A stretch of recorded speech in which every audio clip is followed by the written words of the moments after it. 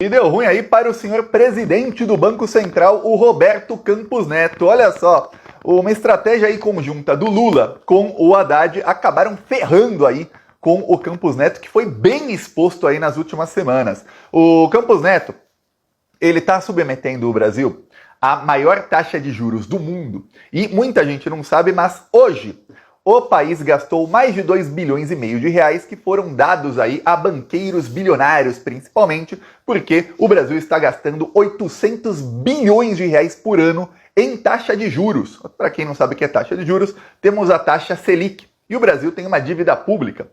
A taxa Selic define quanto vai ser o juro da dívida pública que o Brasil vai pagar. Hoje está em 10,5% ao ano, que quer dizer que são 800 bilhões de reais por ano de juros que o Brasil paga. A grande maioria desse dinheiro vai para banqueiros multibilionários. É muita coisa. Pois bem, o Campos Neto acabou queimando a largada aí. Então tivemos aí nas últimas semanas uma luta aí de alguém que é muito burro em estratégia e dois estrategistas muito bons, e que acabaram, a estratégia dos dois não estava ali conectada, mas acabou dando certo.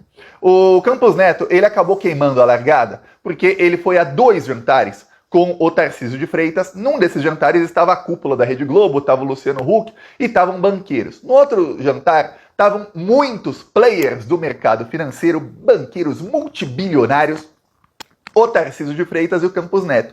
E o Campos Neto acabou dizendo ali em público que ele seria ministro da Economia num eventual governo do Tarcísio, a partir de 2027. Ali ele queimou a largada, mas bem queimado. Acontece que esse pessoal gosta de beber, aí eles bebem e acabam falando muito. Quando ele estava no encontro com muita gente, tinha 60 pessoas lá, deve ter falado para muitos. E aí saiu na imprensa, os jornalistas falam com um, falam com outro, e vários vão confirmando, e aí não tinha nem o que negar.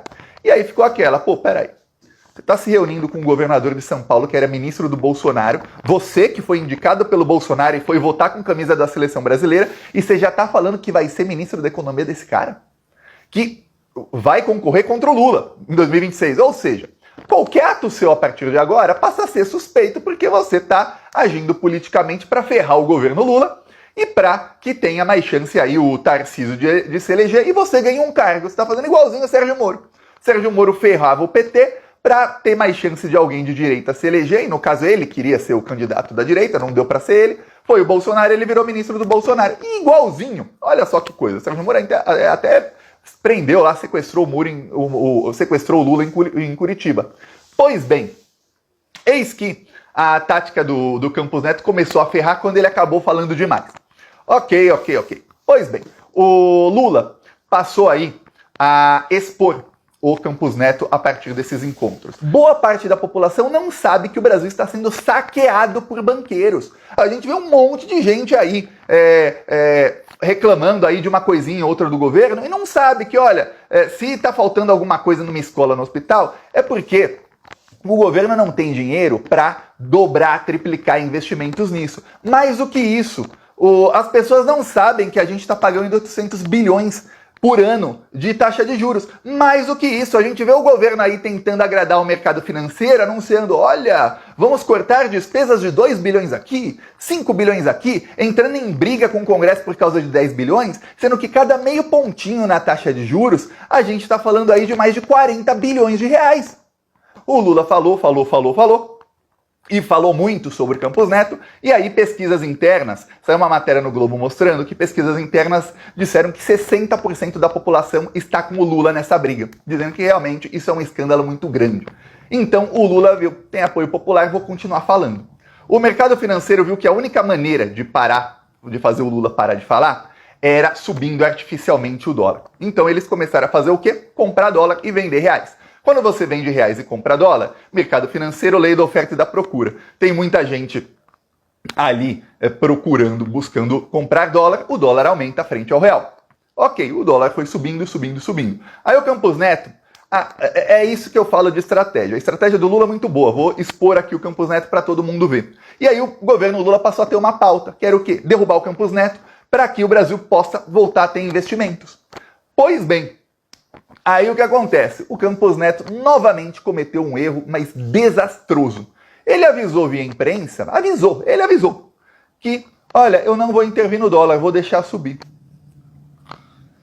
Isso é crime. Aqui a gente está no Brasil e a gente sabe que ele não vai ser preso por essa fala, mas isso é crime. Ele, como presidente do Banco Central, uma das prerrogativas do Banco Central é controlar o dólar, é controlar a moeda do Brasil para que não se desvalorize muito. Por quê? Porque se a moeda desvaloriza, vai ter inflação. Imagina você, com o dólar a R$5, imagina que tudo que é da indústria é importado com preço em dólar. E aí muita coisa é importada com preço em dólar. Para você fazer um celular desse aqui, muitas pecinhas, por mais que tenha a fábrica da Samsung no Brasil, por exemplo, e de outras empresas no Brasil, muitas das pecinhas são feitas em outros países e chegam no Brasil com preço em dólar. Você compra uma geladeira, não sei o que, em dólar. Se o dólar dobra de preço, o preço dessas peças vai dobrar, o preço desse celular vai aumentar muito. Isso é o quê? É inflação. Fora o preço da indústria, tudo mais, aumenta tudo. Então, como é que você está avisando que vai deixar o dólar subir? Quando ele avisa que vai deixar o dólar subir, ele está dizendo para os investidores, compre dólar que você vai lucrar.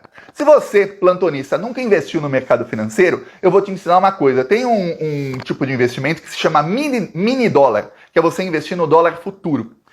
Quando você investe no mini dólar, cada tick, que é quando sobe um pouquinho a barrinha ou desce um pouquinho a barrinha, vale R$5. Para você ter ideia, 0,1 centavo, né? 1 centavo, 0,1 centavo são 10 ticks. Então, quando o dólar sobe 0,1 centavo, alguém que investiu em um contrato ganha R$50, se essa pessoa comprou dólar.